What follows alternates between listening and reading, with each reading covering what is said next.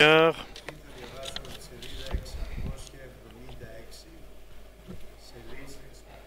nous allons lire de l'Ancien Testament,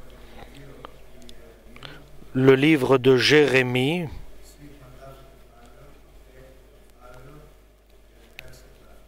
chapitre 6 et verset 16. Donc l'Ancien Testament, le livre de Jérémie, chapitre 6 et verset 16. Voici ce que déclare le Seigneur. Arrêtez-vous un instant sur la route où vous marchez. Regardez et informez-vous des expériences du passé. Cherchez le bon chemin, suivez-le, et vous vivrez tranquille. Mais ils ont répondu, nous n'en ferons rien. J'ai placé des sentinelles pour les avertir. Attention, le corps sonne l'alerte.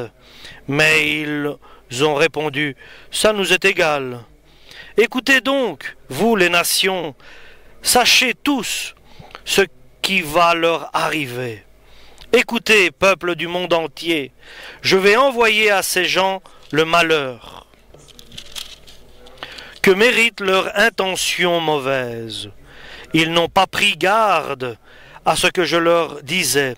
Ils n'ont pas voulu de mes enseignements. À quoi bon apporter pour moi de l'encens de Saba et du roseau aromatique du pays lointain?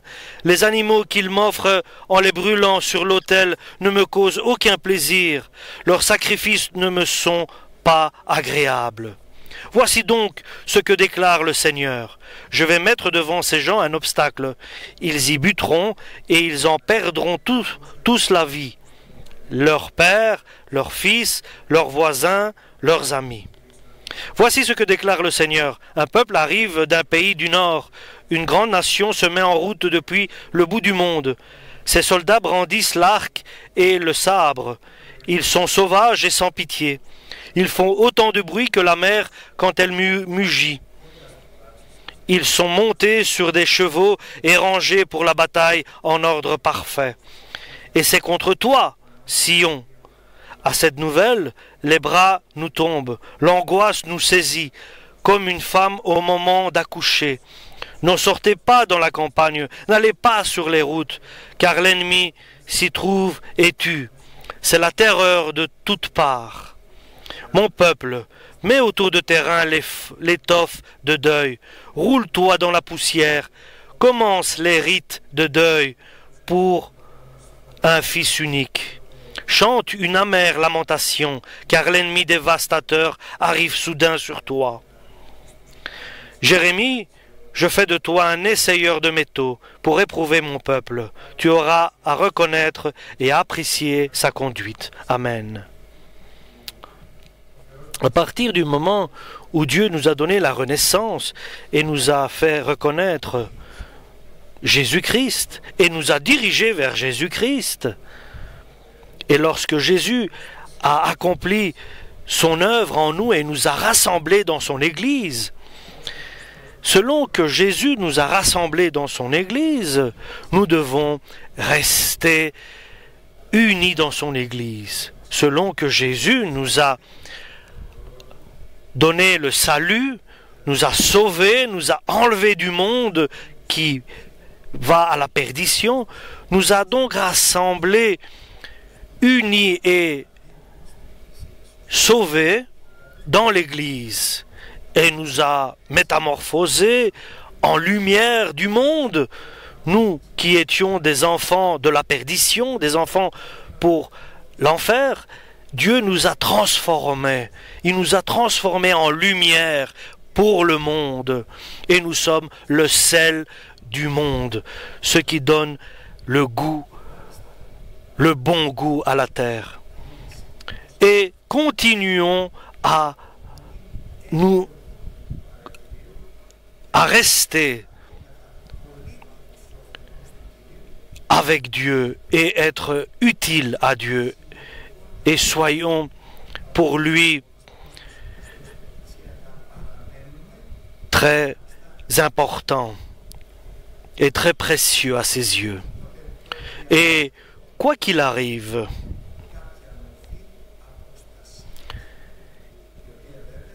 sous n'importe quelle forme, si quelque chose d'autre arrive et qui nous détache du droit chemin, ça s'appelle une apostasie. C'est l'égarement du droit chemin. Si nous ne sommes pas prudents et si nous ne prenons pas conscience les paroles de Dieu qui sont véritables, ou bien par la parole prophétique, ou bien par la parole de lecture, et par les dons du Saint-Esprit, nous devons être prudents et donner beaucoup d'importance à la parole écrite qui, pour nous, est une loi divine. Alléluia. Donc, cela nous assure non seulement notre maintien dans l'Église de Jésus-Christ et la continuité de l'évolution en spiritualité de notre vie. Et c'est nécessaire que nous soyons toujours en évolution, que nous grandissions spirituellement, que nous montions spirituellement. Et souvent il arrive qui mène nos pas loin de cette place que Dieu désire que nous soyons, c'est que chacun de nous, voyant autour de lui, il réfléchit, il raisonne, il pense selon les désirs de ce qu'il voit, le désir de son cœur, et il décide, sans prendre en compte la raison de Dieu, les paroles de Dieu qu'il entend par le Saint-Esprit. Et puisqu'il vient à l'église, mais il ne donne pas d'attention et il ne prend pas en compte la parole écrite de Dieu qui est divine. Et la parole de Dieu nous dit que nous devons rester à l'étude biblique et accomplir ce qui est inscrit dans cette lecture, dans ce Nouveau Testament. Et fais attention à toi-même, nous dit la parole, et à l'enseignement que tu as reçu. Alors tu seras un arbre fertile qui pourra être productif et il aura beaucoup de fruits. Et ton comportement sera différent et gracieux aux yeux de Dieu. Le peuple de Dieu, le peuple d'Israël, était parti, s'était égaré du droit chemin. C'est pour cela que Dieu vient par le prophète Jérémie avec une manière bien claire de parler à son peuple par le prophète Jérémie. Arrêtez-vous, il leur dit. Arrêtez-vous là où vous êtes. Faites une halte. Arrêtez-vous un instant sur la route où vous marchez. Faites un arrêt. Ne pensez pas, ne raisonnez pas. Ne prenez pas de décision. Ne prends pas de décision. Attends, arrête un instant sur la route où tu es. Regarde et informe-toi sur la parole de Dieu. Et fais attention aux paroles du Saint-Esprit. Demande, informe-toi devant Dieu, à Dieu lui-même. Demande à Dieu pour qu'il puisse te révéler dans ta vie personnelle le chemin qui est le tien, sur lequel tu dois t'avancer et marcher. Le chemin qu'il a préparé pour toi, le parcours qu'il a préparé pour toi, rempli de bonnes œuvres que tu vas accomplir. Et ainsi nous serons saints par son amour. Alléluia. Arrête, ne continue pas. Fais un arrêt. Regarde et informe-toi. Informe-toi et prends conscience de la parole de Dieu. Va vers le Seigneur et demande-lui qu'il te révèle quel est le chemin sur lequel je dois m'avancer, quelle est la route sur laquelle je dois marcher, et alors, seulement et alors, tu trouveras le repos dans ton cœur. Si donc, à cet instant, tu n'as pas de repos dans ton cœur, de paix, si tu as des angoisses, des craintes, des peurs, et même tu es dans le désespoir, et si autre chose remplit ton cœur, sauf du bon chemin qui mène à la paix de Dieu, cela signifie que tu marches dans l'erreur. Et que Dieu nous protège de cela, d'une marche fausse ou erronée, un chemin qui n'est pas celui de Dieu. Et la conséquence, c'est le manque de paix, c'est l'agonie. On est dans un moment difficile. Donc Dieu nous dit là, arrête. Arrête. Arrête là, sur le chemin où tu marches. Car il voit ton angoisse. Il voit ta crainte. Demande au Seigneur sur le chemin éternel. Sur le chemin éternel, sur le bon chemin où tu dois t'avancer. Et alors tu vas te métamorphoser intérieurement en vivant dans la paix du Seigneur, car le Seigneur te dirigera, te guidera sur le bon chemin. Certains ont entendu, ont écouté cette parole, et parmi nous, certains ont dit, non, nous n'allons pas marcher sur le bon chemin. Nous n'allons pas nous arrêter, nous n'allons pas nous informer ou rechercher, car nous sommes bien informés. Et nous savons, nous ne voulons pas marcher sur le chemin que Dieu nous donne. Certains sont prétentieux, et Dieu pourtant dit, moi je mets des sentinelles, des gardes qui appellent, des prophètes qui prophétisent, des évangélistes qui évangélisent, des enseignants qui enseignent, des anciens de l'Église qui s'occupent des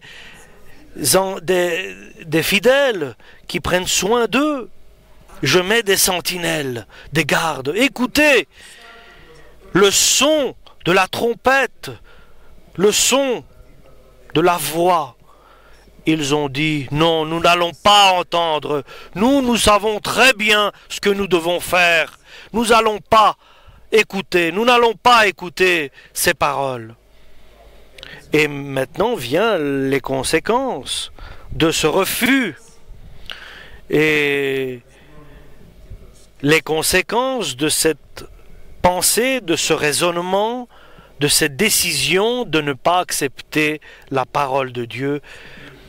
Et Dieu ici, il dit par le prophète Jérémie qu'il apportera du mal sur ce peuple. Et vous savez, l'apostasie, donc l'éloignement de Dieu, l'égarement vient lentement, doucement, doucement. La première caractéristique, c'est on est imprudent, on ne fait pas attention, on s'endort spirituellement, on ne fait plus attention à certains actes que nous devons poser, à certaines attirances du monde extérieur, et un éloignement de la parole de Dieu. Et le mal est proche. Le mal est très proche. Au lieu de nous assurer de notre comportement par rapport à la parole de Dieu, Non, nous prenons des décisions en dehors de la parole de Dieu. Et l'important, cela ne se voit pas. Et cela ne se voit pas que l'apostasie est entrée dans ton cœur, dans mon cœur, dans nos cœurs, parce que cela est caché derrière les sacrifices, et des sacrifices de valeur, avec de l'encens, de séba, et de l'encens, et des aromates de lointaines, et un sacrifice animal. Et Dieu dit que tout cela ne sont plus agréables à mon cœur. Parce qu'il n'y a pas de foi. Il y a l'apostasie dans le cœur de l'homme. Et comment je vais savoir, comment je vais reconnaître que je suis dans l'apostasie, que je suis dans l'égarement, dans l'éloignement de la parole de Dieu?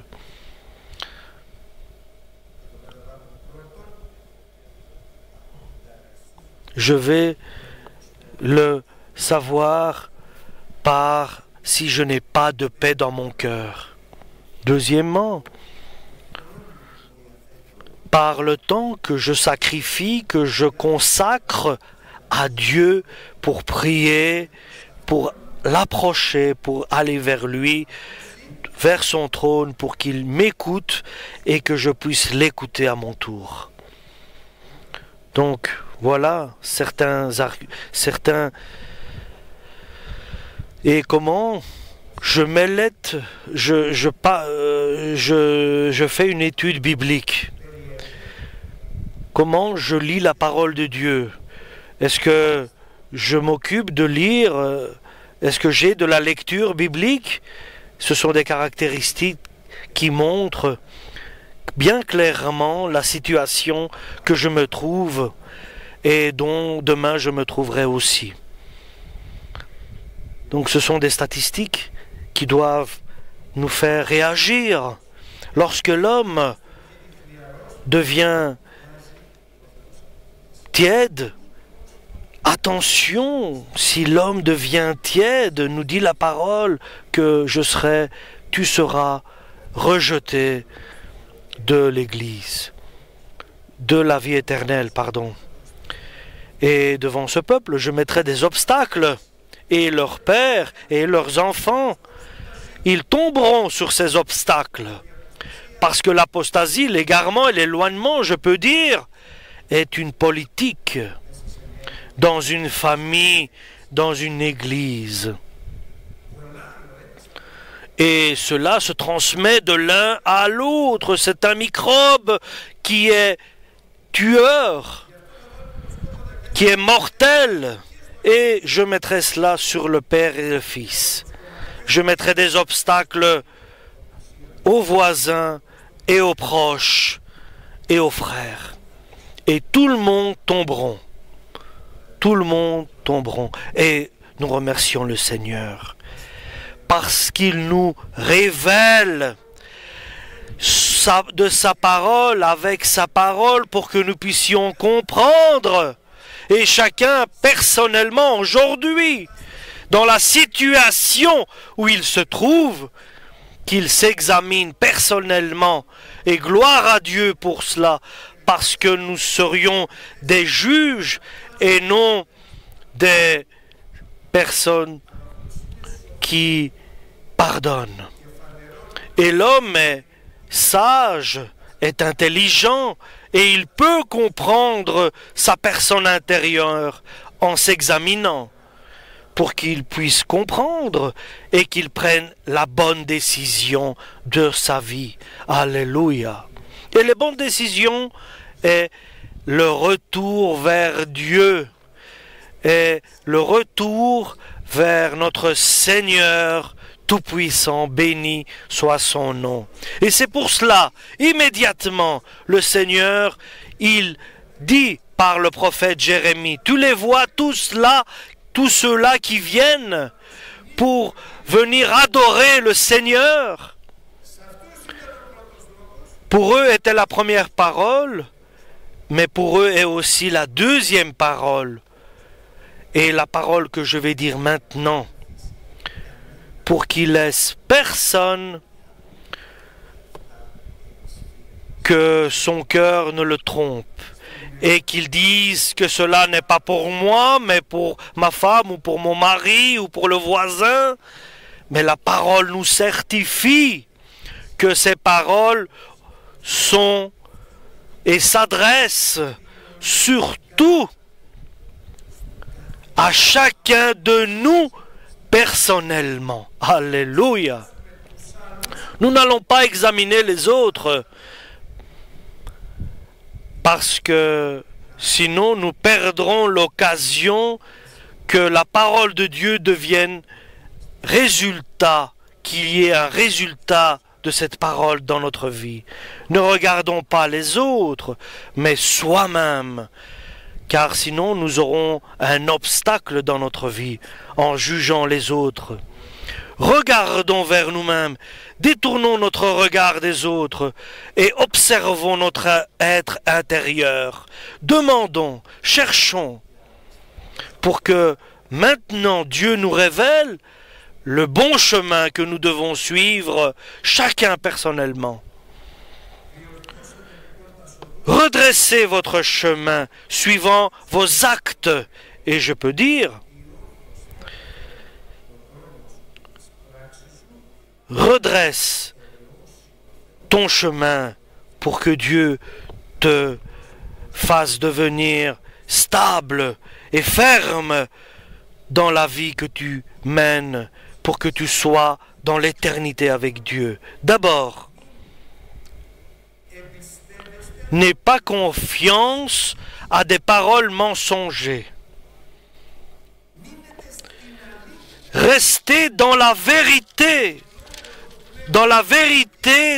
du Saint-Esprit, de la parole prophétique, la parole écrite de Dieu, aux paroles des sentinelles, de ceux qui prêchent, de ceux qui annoncent la bonne parole, des anciens de l'Église, de ton voisin, de ton proche, de ton frère.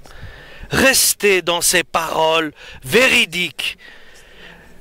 Efforcez-vous de rester dans la vérité et faites attention à votre cœur, car votre cœur va vous tromper en vous disant « Je suis dans l'Église, ici parmi les frères ». Et Dieu dit « N'ayez pas confiance en l'œuvre que vous faites ou dans votre vie, mais espérez en le Seigneur, au Seigneur. Car si tu perds ta vision, ton regard de Dieu, tu vas éteindre la lumière de Dieu en toi. Alors, tourne ton regard vers Dieu, vers le Seigneur Tout-Puissant. Et puisque Dieu est vivant, il est vrai, ton chemin sera rétabli en vérité. Corrigez votre chemin, revenez vers Dieu, mais marchez sur le droit chemin, faites la volonté de Dieu pour lui être agréable. Et repentez-vous sincèrement et corrigez votre chemin et votre direction. Et vos œuvres doivent suivre cette correction. Si vous mettez en pratique la justice de Dieu de l'un vers l'autre, pas une justice humaine, mais la justice de Dieu, ne te comporte pas envers ton voisin, ton prochain, ta femme, tes enfants, avec une justice humaine, mais avec la justice divine. Condamne cette justice humaine qui provient des réflexions et des pensées humaines et va vers la réflexion divine.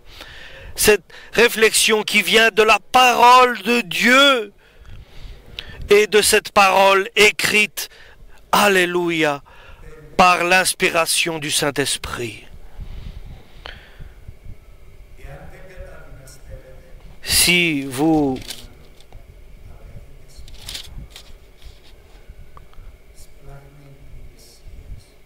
ayez de la compassion pour aider, si tu ne vois pas la brindille dans l'œil de ton prochain, mais tu vois ce que tu as comme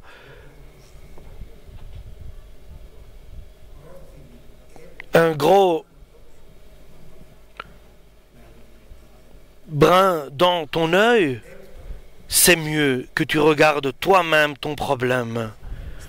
Et n'observe pas chez ton frère, mais observe chez toi-même ce qui ne va pas. Et corrige ta vie par des œuvres et pas par des paroles. Et celui qui n'aime pas, il est dans l'obscurité. Et celui qui n'aime pas son frère est un assassin. Si l'amour de Dieu est versé dans votre cœur, parce que vous cherchez, vous demandez l'amour de Dieu en vous, et remplissez-vous du Saint-Esprit pour que le Saint-Esprit inonde votre corps intérieur. Et enfin, si vous ne marchez pas vers des dieux inexistants, idolâtres, ne soyez pas idolâtres. Restez dans la foi au vrai Dieu. Comme l'apôtre Paul disait à la fin de sa vie, il disait 3 choses. Le bon combat, je l'ai accompli, le chemin, je l'ai terminé, et ma foi, je l'ai gardée. Ce n'est pas facile de garder sa foi en Dieu.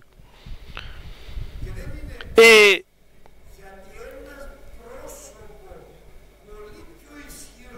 parce qu'il y a le diable qui est plus puissant, plus malin, et il a de l'expérience. Et le diable s'efforce de détruire ta foi en Dieu, laquelle te sauve et te maintient. Alléluia. Il essaye avec différentes armes, par des personnes, par des situations, tu ne peux pas t'imaginer. Et seulement si tu marches sur le droit chemin, sur le bon chemin, qui est la vérité et l'espérance en Jésus-Christ et la repentance, alléluia, avec sincérité et le pardon recherché de la part de Dieu, et en pardonnant les autres, avec justice de Dieu, et avec un sentiment d'amour de Dieu et de compassion, et avec foi et confiance en l'évangile de Jésus-Christ, alors à la bonne nouvelle, alors Dieu dit, vous serez et vous habiterez, vous demeurerez dans cette région et dans la terre que j'ai donnée à vos pères.